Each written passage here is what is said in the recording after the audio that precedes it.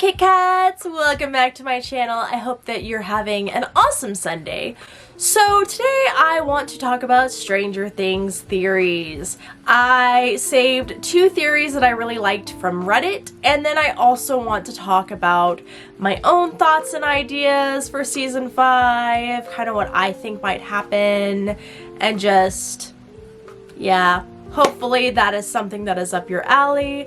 If you have not watched Stranger Things or you have not seen season 4 yet, I recommend that you go watch and then come back later and we can all geek out together. So without further ado, let's get right on into theorizing. So the first theory that I saved from Reddit is from Reddit user List83, and this is how they think that the Upside Down kind of like became the Upside Down, I guess, or how it was made. I think that 11 created a place to stick a bad man. It has nothing but monsters in it, because she viewed him as a monster after what he did in the lab that day.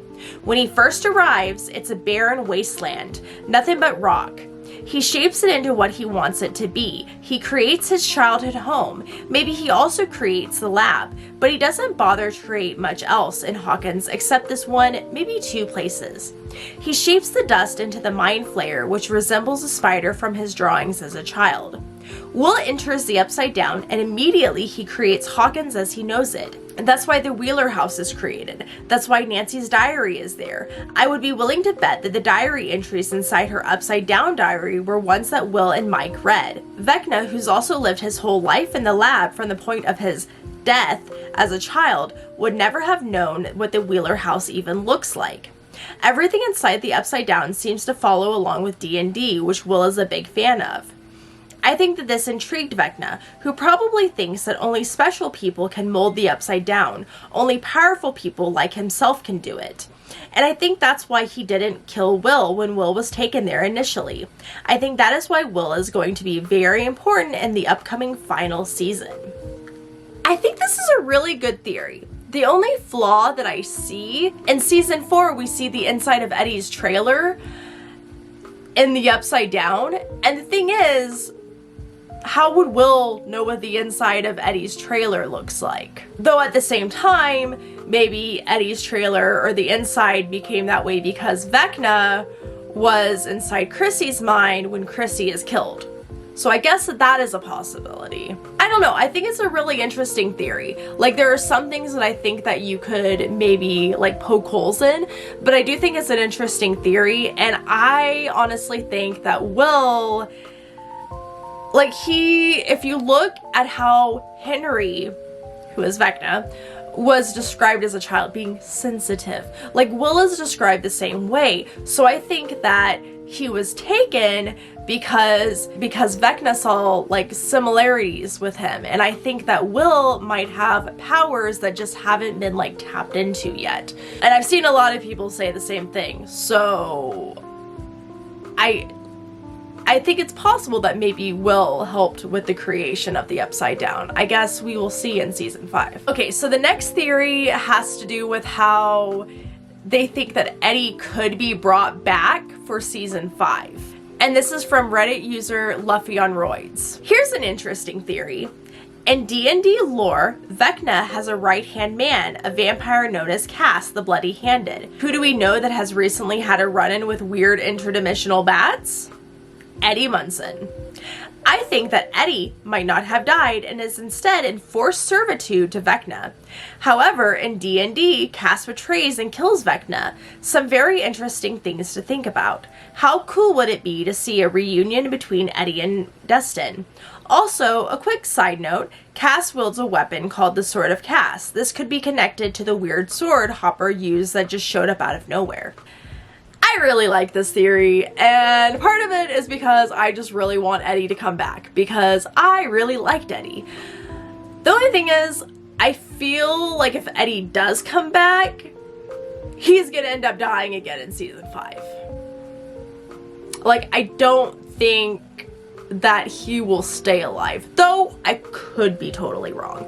But I like the idea of him coming back as this Cass character, especially because, I mean, we all know that Stranger Things like references D&D a lot. I mean, you've got Vecna, you've got, you know, the monsters in the series and everything. You've got the fact that they actually play D&D, and with Eddie being like the leader of the D&D group and everything, like I think it would be interesting to see him come back as this Cass character, and then maybe he like pretends to be on Vecna's side and then betrays him. I don't know, we'll see how it goes, but I definitely think it's a possibility.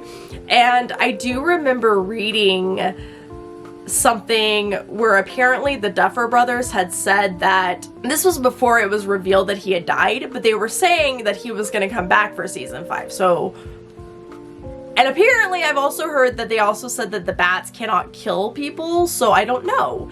I think it is entirely possible that he could quote unquote die and be brought back. I don't know. I think he could definitely come back as this Cass character, and I think that would be a really interesting way to bring him back and kind of like have another D&D reference in there. So I guess, like, what do I think for season 5? I mean, I am really enjoying watching theory videos, and I know me making a video on theories is probably way overdone, but I don't care. I wanted to make one anyways. But I really like watching theory videos, so my ideas have kind of come from those. Like, they've already confirmed that Will is going to be at the center of season 5, and I definitely think that it might be revealed that he has some sort of power that hadn't been tapped into yet, and I think that we might get Will actually coming out. I don't know if, like, I would like to see him actually being kind of like the hero for season 5. Like, him being able to, like, stand up against Vecna. Not just be, like, controlled by him, but be able to, like, actually stand up and fight. I think that would be really cool to see. Like, he's suffered so much. I don't want him to suffer anymore. And I also, like, I'm really hoping to see more of, like, him and Mike. Like, I don't necessarily think that Mike is gonna reciprocate his feelings, but I do think that he's going to accept him and be like, hey, you're my best friend. And I think we're gonna, like, see that sort of thing. But then again, I could be wrong. Maybe him and I'll break up and then him and Will get together. I mean, that is always a possibility. I mean, if you think about it, I mean, Jonathan and Nancy got together only for them to have a lot of Nancy and Steve moments this last season. So it is entirely possible to have, like, one pairing and then completely shift it and be like, oh, well, Will and Mike actually like each other. It's entirely possible. I am open to anything. But I do think that even if Mike doesn't reciprocate those feelings, I think that he's gonna be like, dude, you're my best friend. I think it's possible Steve and Nancy could end up together, but at the same time, I don't know.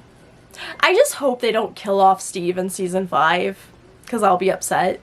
You already killed off Eddie, and that made me sad. So, alright, that's my video for today. I hope you enjoyed me ranting about Stranger Things and talking about theories and stuff.